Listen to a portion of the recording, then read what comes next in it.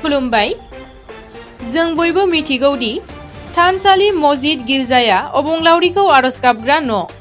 नाथाय दिनै जों गंसे थानसालिनि बागै बुंगोन।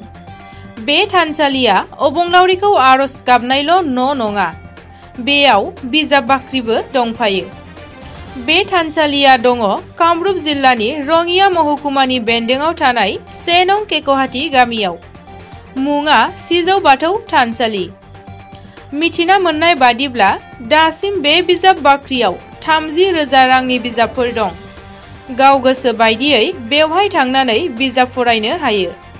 खन्थाइ बिबार हानजानिफ्राय 1 नं केक'हाटी गामिनि सिजौ बाथौ थानसालि सामलाय आफादनिसिम साबायखर बावहरनाय जाबाय। थारैनो सामलाय आफादा बेबादि थानसालिजों लोगोसे बिजाब बाख्रि सरजाबफानाया जोबोद गोजोनथाव बाथ्रा। गोजोन्थों।